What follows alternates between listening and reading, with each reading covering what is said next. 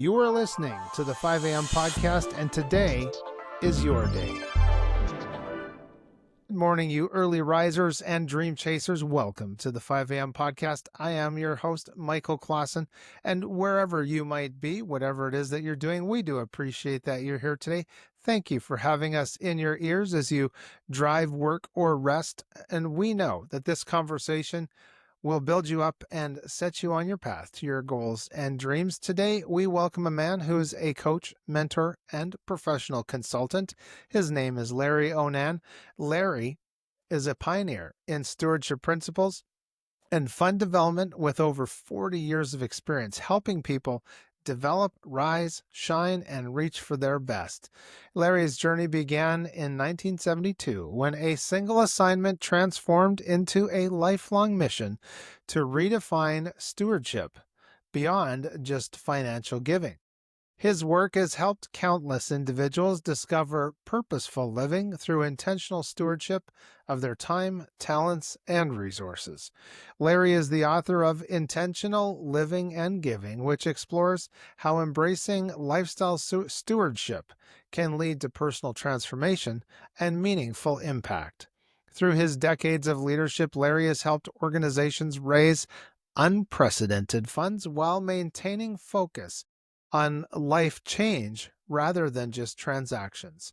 Join us as we explore how intentional living can help us thrive in today's changing and moving world. Now, as we get started, please share this with 3 of your friends. I know that many are going to enjoy and profit from this conversation. Larry, welcome to the 5 a.m. podcast. Well, it's so good to be with you this morning. Thank you. It's a privilege. Yeah, well, thank you for being here, and I'm looking forward to our conversation because when we think of stewardship, there's a lot of avenues that quality of character can really help. Kind of that rising tide raises all boats, and that's just not in the communal sense. But let's start with your book. I want to ask you, Larry, you mentioned this pivotal moment uh, in the 1970s when you were tasked with defining a theology of stewardship. How did this assignment really transform your own personal understanding of stewardship? And can you talk about the path that it sent you on? Yes, I'd be glad to do that. I think many people think that stewardship is all about money. In fact, Yeah. if you're in most church cultures, we will equate stewardship to Yes. tithing. I'm Yeah. a preacher's kid, so that's all I ever heard about. And, the Yeah. appeal was you got to get the money in so we can keep the doors open. And I've really thought stewardship equaled tithing. Many people have taken that approach. I don't think that's a biblical approach, but that's a good way to raise money if you can get the people guilty Yes. enough. But Yes, that's it was right. really kind of a trip, and I was really thinking that way. My experience kind of took me down an interesting road because I had never planned on getting into fund development of any kind. I Okay. was really happy doing something else. I was with a large international organization, and I spent 4 or 5 years putting music groups together and putting them on tour across the United States, one in Europe and one in Asia. And so I was engaged in a very theatrical approach. It was with a Christian organization, so all the groups had a Christian message, but they were doing it in a secular context, and it was very successful. I'd created up probably 7 or 8 albums with the groups, and I would take the ideas that we had for a group from scratch and would working with a Wow. group of other people, put that group on tour, and then they would tour for a year or two under a name brand. And then I found out that that wasn't what I was really called to do. In fact, what had happened is that I had been called into the vice president's office of this organization. Okay. And he said, I've got a problem and it's 90 days old. I don't know if you can help or not.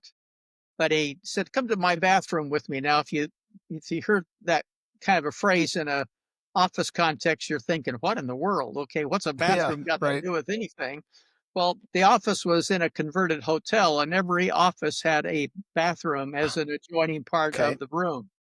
And I went into his bathroom with him. He pulled the shower curtain back from the bathtub, and there were 28 boxes of pledge cards stacked in this bathtub, representing a presentation that was made in early June, and now we're talking about late August. And those boxes had not been opened. The pledges were from 80,000 students, and it was representing about $2 million for international purposes. And he said, "We have not followed this up. I don't have anybody to do this. Could you and your friend that's with you here, could you guys figure out a way to maybe follow that up?"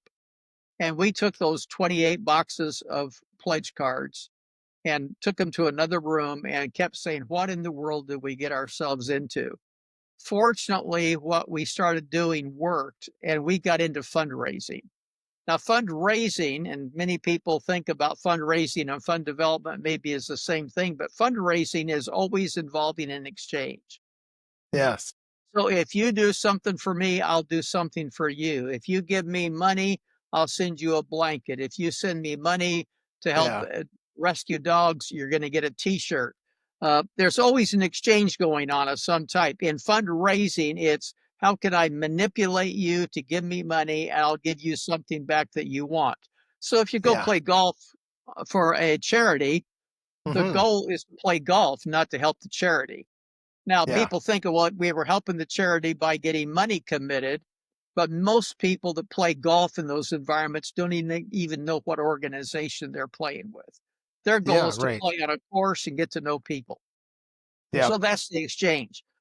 Uh, I had been successful for 2 or 3 years in that process, and it was starting to work. We didn't really know what we were doing. There was no guidebook, there was no guidance of coaching or consulting or anything of that nature. But what we were doing was starting to work, and we were figuring things out from scratch. And I was invited to a meeting that probably I didn't belong in. It was a discussion about raising significant money. The goal was $1 billion back many years ago, and that was a lot of money for any Christian enterprise to consider raising. Hmm. Yeah. And they did bring in some consultants to do a feasibility study with the organization and a number of other things. And this was the presentation of the consultants to say if we could do it or not do it, if it was even possible. And in that meeting, they said it's possible if you do it correctly.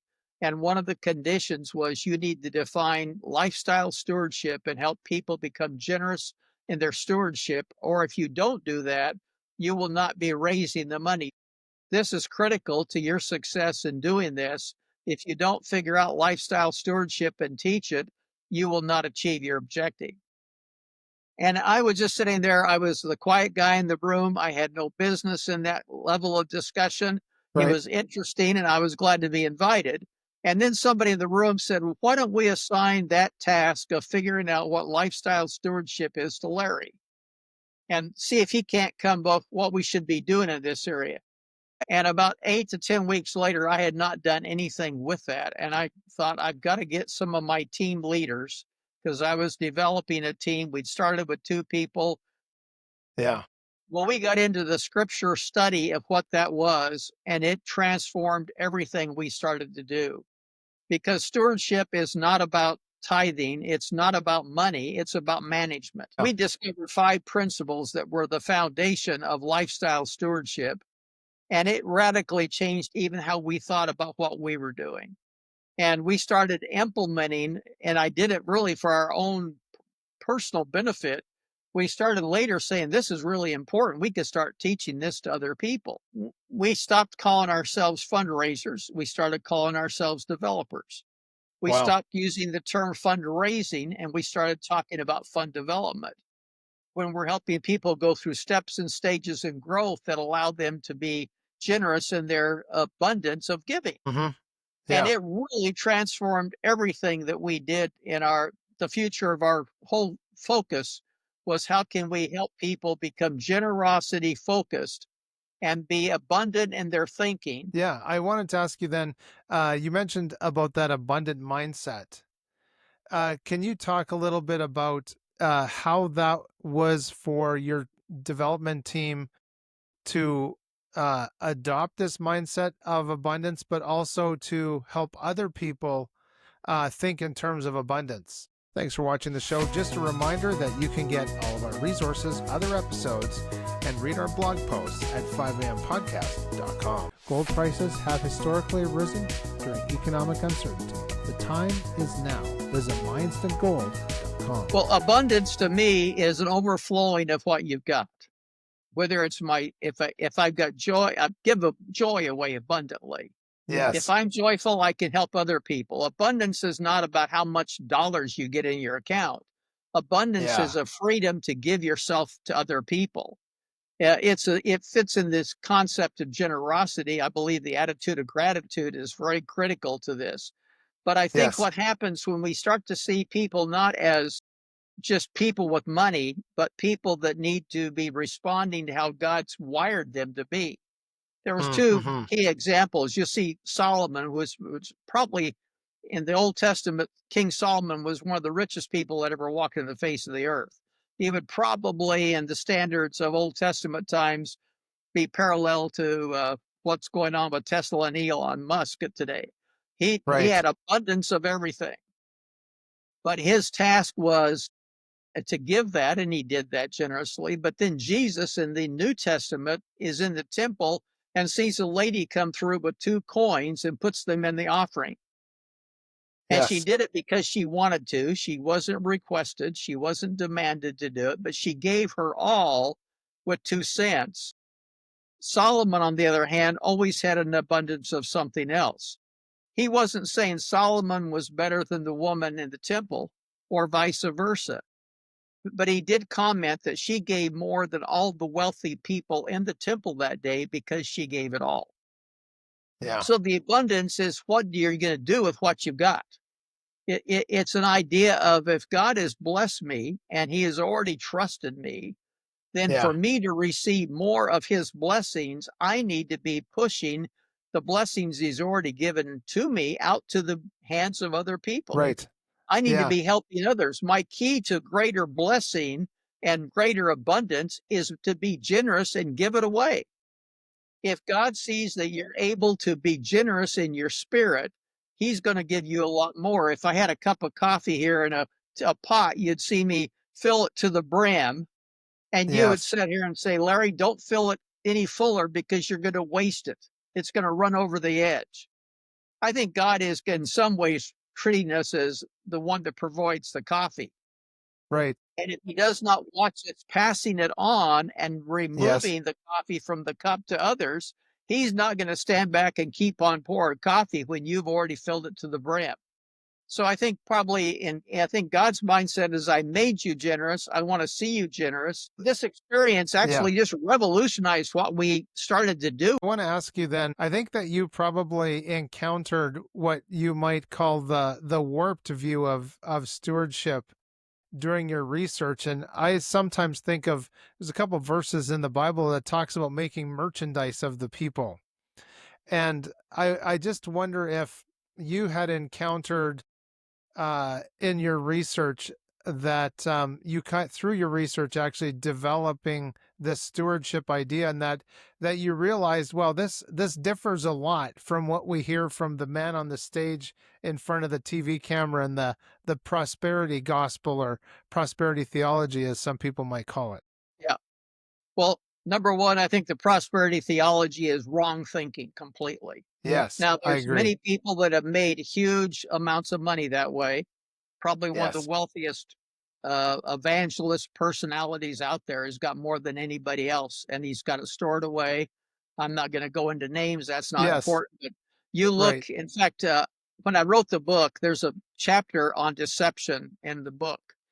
Uh, the book is actually that I wrote, Intentional Living and Giving, is 2 sections. One of them is what's the theology? What's the background behind this lifestyle stewardship? That's the first 9 Yeah. chapters. The second chapters are, okay, now that you're a steward, how are you going to live? What are you going to do? What have you got to watch out for? When do you say no? Because people think if you're a steward, you got to say yes to everything. No, prudent stewardship does not say yes to everything. And so I was writing a chapter on deception in that book, how you get deceived by Wow. misunderstanding of scripture. And the prosperity theology that we hear today is really from the pit of second uh, Genesis 2. The deception Hmm. started in Genesis 2 and it's out there today. The Yeah. idea there is that if you give me money, you're going to prosper. And then there's Yes. conditions to how you do that. Yes. Theology gets very warped because you can actually be the one that's causing God not to do things. And God doesn't need us to tell him what to do. God may choose to do some certain things, but it's not because of our lack of obedience.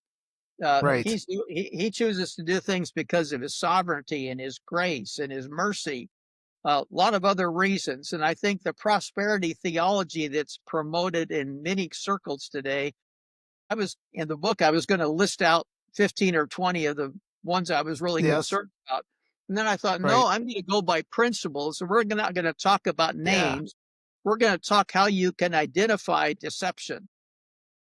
That's Because if you're in excellent. Africa, the names are a very different list, but they're teaching the same thing.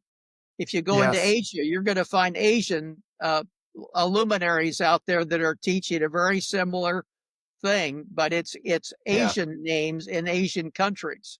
So I Yeah. decided not to go toward the names in North America. I decided to go for how you can identify deception. And I think that's a Right. responsibility we've got. We've got, Absolutely. uh, one of the things, I have a lady that is a friend of mine, and she always carries 10 or $15 in her car so she can help people on the off ramps of the freeways. She Okay. feels like they need help. I would never help somebody on an off ramp at the freeway. There's Right. other ways I can help them better by investing in Yeah. places that are set up to and designed to help them get off the freeway, Yes. not satisfy their particular needs on the freeway. In Right. fact, in That's right. Southern California, are there are groups that will actually put a person on the freeway off ramp for an hour and then change it to a different person, and they take 30% of the take. So they're Wow. basically running these people through a treadmill and moving them to off ramp so that the 30% goes to them and they're Wow. collecting money. And where does the money go? Many times the money is going for drug addictions or alcohol or other things. It's not going to help them, it's Yeah. helping to defeat them. So Yes. I want So, everybody to be yeah. very aware of deception. It's out there all over the place. Yes. And yes, That's, you get into the deceptive chapter, and I'm mhm. I'm a kindergarten level. There's some really good stuff on deception out there. On my Well, that's website, good. I even list out good material for all kinds of things like that because I want believers to really grapple with how they are being deceived and become Yeah. smart enough that they are no longer deceived themselves. Oh, that's So really good. I, So I'm how not can, I'm not how, a fan oh, of prosperity theology at all. This is amen not to that. that is a Yes. manipulation of biblical truth. That's right. And even at the time of Paul, the apostles, they were already dealing with who the people were laying money at the feet of. But I want to ask you, how can people get in touch with you?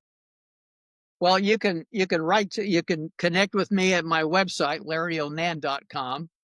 And yeah, you can get the book there, but that's a place where you could connect with me directly as an Good. individual. But I think, if an individual that's out there today, he's in business, he's thinking, okay, how do I make this work? I want to become Yeah. prosperous. I want the business to do well.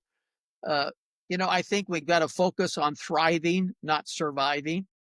I Well, think that's we've got good. to focus on the attitude of gratitude, not the attitude of how much I can get. Yes. There's changes in mindset that make this possible. When I was managing 125 people in 7 departments at the latter part of my career with that organization, and I'd Hmm. taken it from 2 people and grown it up. I discovered management by wandering around was the best way in the world to get things done. And so I committed myself an hour every day to just wander around departments and meet people and find out what they were doing. I learned from them, from being at their desk and in their world, how I could help them and how we could work together. Yes. Yeah, I did write Yeah. the book, but if it wasn't for a half a dozen guys that were really in the trenches with me, it wouldn't exist today. I had the responsibility of leading, but I was a team leader and the team was critical. And if you want to Hmm. be good in business, you've got to give a lot of accolades and a lot of encouragement and a lot of permissions to those that are around you. Yes, And that you've is got to for have the sure. freedom to fail with them.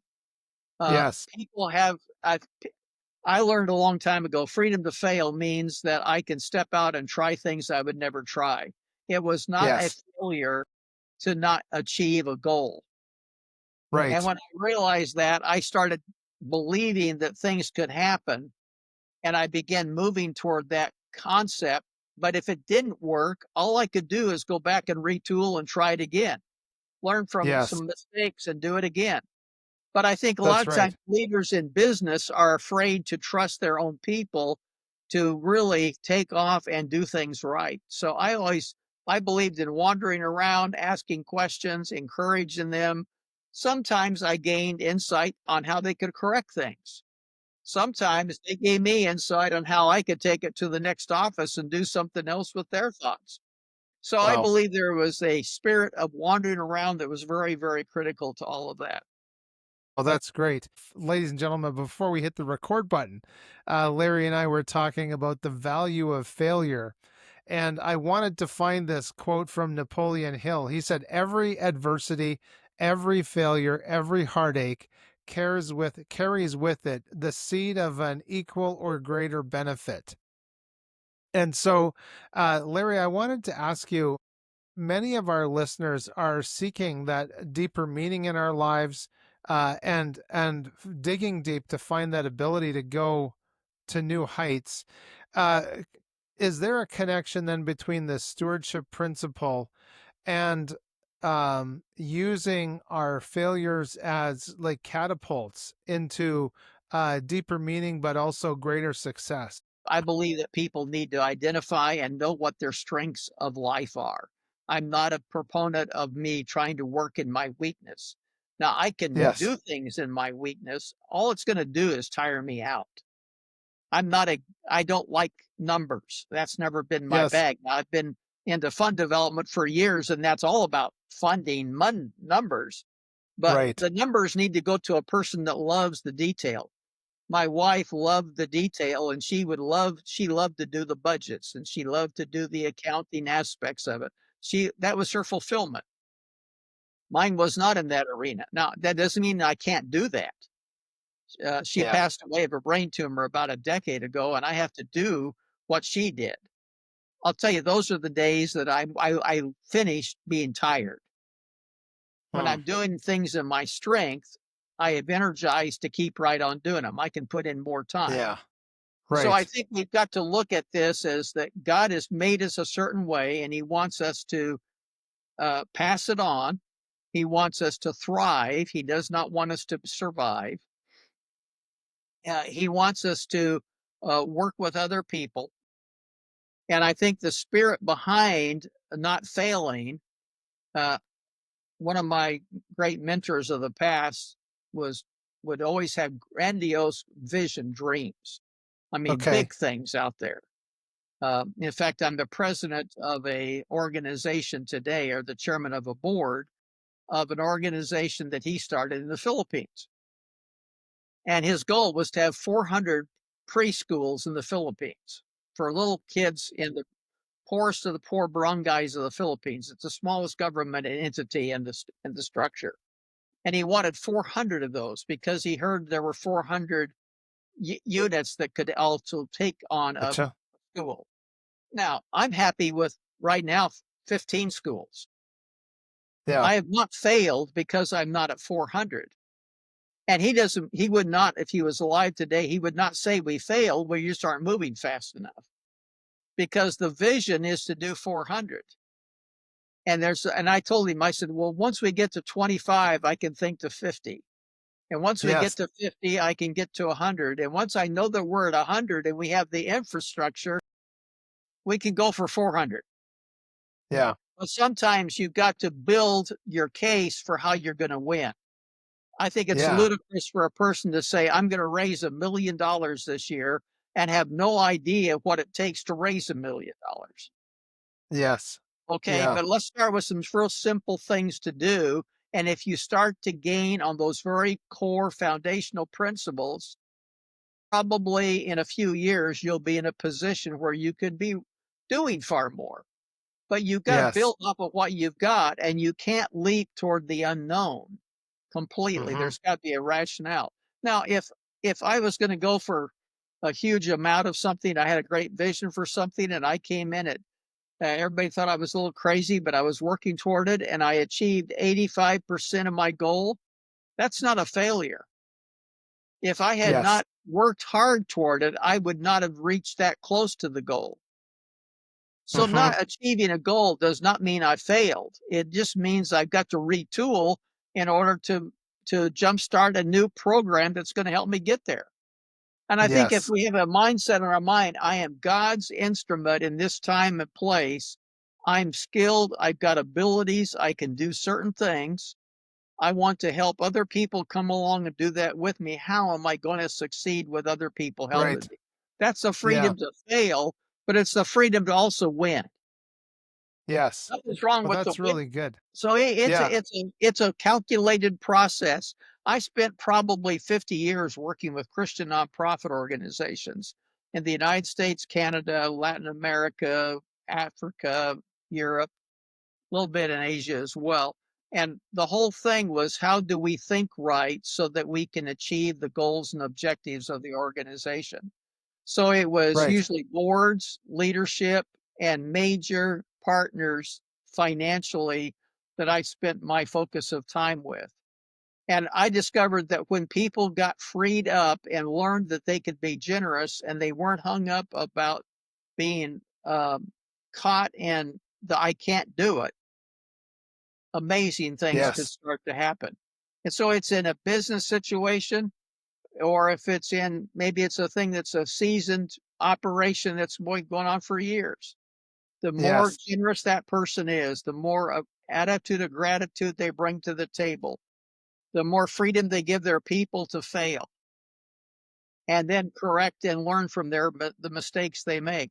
Uh, Yeah. Generosity is it's not necessarily a goal; it's a lifestyle. Right. Well, that's really good. And I guess part of this too is something else that you talk about, which is going ahead and taking a risk. And does that then that thrive and abundance mindset, how does that come into play then when someone is getting ready to take a risk on a dream or a goal? If there's a person if you're called to do something, I don't give up on a lot of things. I've got a few people that said, "Well, Larry, you did so and so years ago. You should put that to bed and forget it." No, I can't do that. Sometimes I feel like it's still got life in it. Maybe it's my responsibility to Yeah. steward that along and help it along. Risk Yes. is a part of life. If you go to the New Testament, you'll find a parable about three guys that were given a lot of risk. The master came in and said, I'm going to give you so much talent and I'm going to leave Yes. so much to the next one, so much to the next one. Three guys, one did it, went out and took all the risk and invested everything and brought back 100%.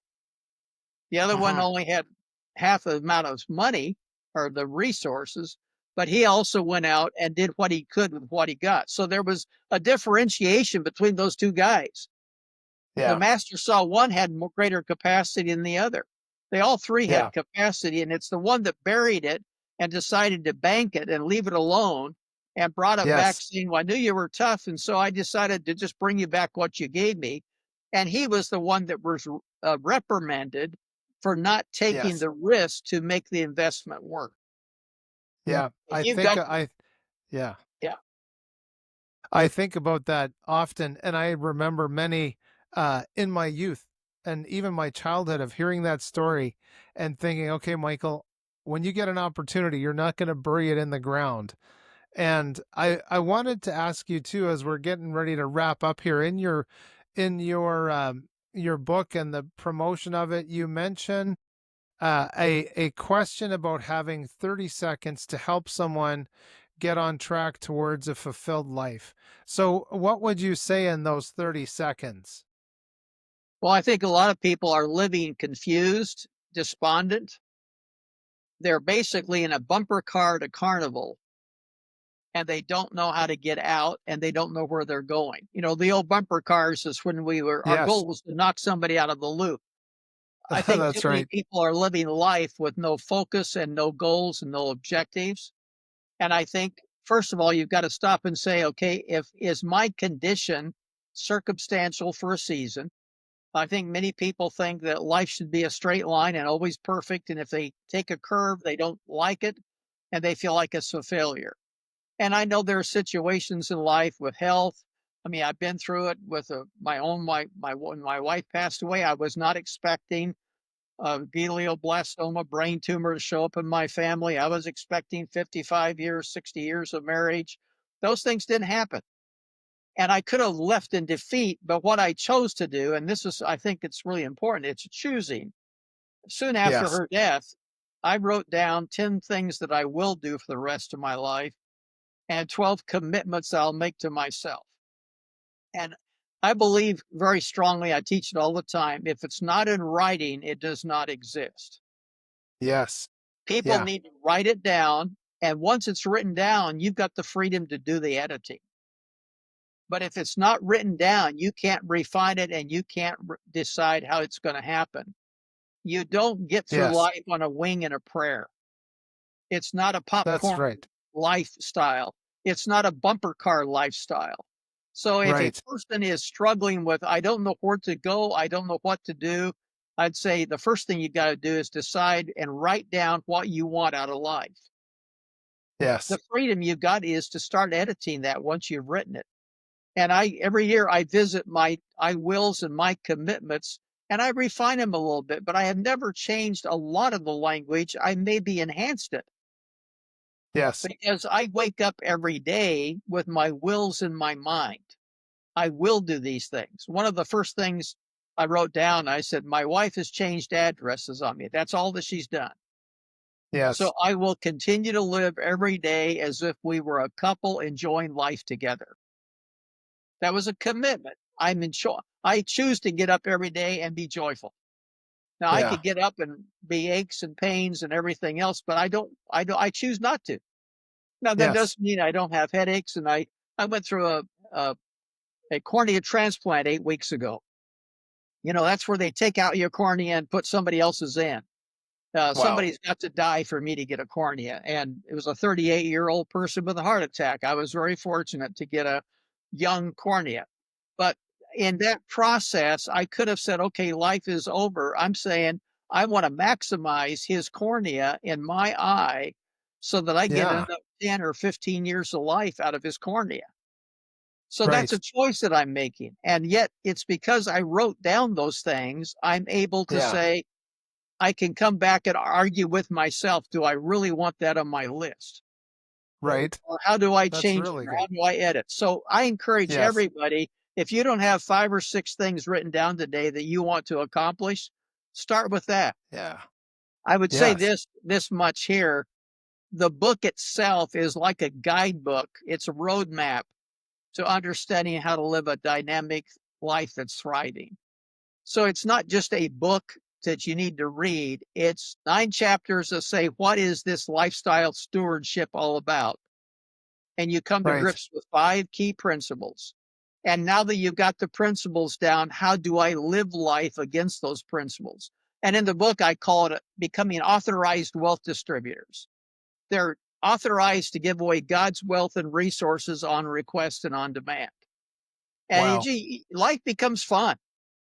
And I have, in my aging, and you can tell by the gray hair, I'm a little Yes. bit on the older side here. I can now count the days left rather than hoping for the days Mm. forward. But that I should be living every moment up to the point where I'm no longer here and I change addresses with a Yes. sense of what can I leave behind that's going to help somebody else live a life as well. And I Oh, think that's if great. you're realizing that as your core purpose is I'm Yes. here to help influence the life of somebody else and make a difference, then Hmm. the rest of this starts to make sense and fall in place. That's great. So, one more time, Larry, how people can get in touch with you and find your book. Well, there's two ways. You can get the book if you really wanted an autographed copy, because I autograph anything I send out. You can get that through larryonan.com. It's Yeah. Larry Onan, LARYONAN.com, and you can get the book, but you can get into my blogs, you can get into other things. Now, you may be thinking, I don't know if I need that, but you probably got kids or other people Yes. you know that desperately need it because they're living a life that's floundering. And if you see somebody floundering, you could give them a copy and say, this may be the guidebook that helps you get on track. And Oh, it's that's not that you have excellent. to teach the content, but once they come to grips with the content, we have a Yes. great chance of turning that desperation into thriving. In Good. fact, I think if Well, right now, if they go to my website and they like digital editions, you can get a digital copy off my website just by clicking and asking for the digital copy. So that's a oh, free that's gift. great. But Oh, that's good. the digital copy, you can buy it digitally, you could buy it in paper. Oh, that's great. I know my speaking of the younger generation, my wife and I were just looking at our YouTube stats, and I got to say that that 18 to 24 category has really been growing. I know that people are looking for truth and they're looking for someone to put some wind in their sails. So, Larry, thank you so much for joining me today for the 5 a.m. podcast and absolutely putting some wind in our sails today. Well, I'm glad to be a part of this today, and just trust that people can find a way to thrive and live a generous, abundant life, because that's the way God designed. God designed us to live That's that right. way. Yeah, and we love talking about abundance and thriving here. And so there you have it, ladies and gentlemen. What a great conversation. As you know, we love talking about abundance and refreshment and thriving. We appreciate you sitting in on this conversation. Thank you. If you haven't already, please help us grow the channel with a like and a share and a subscribe. And of course, we want to thank those that have ventured over to buymeacoffee.com/5am podcast and helped us out with a few of those virtual cups of coffee. Until next time, please seize your day, enjoy those sunrises and sunsets, and all those adventures in between. I'm Michael Klassen. Thanks for watching the show. Just a reminder that you can get all of our resources, other episodes, and read our blog posts at 5ampodcast.com. Gold prices have historically risen during economic uncertainty. The time is now. Visit mindstedgold.com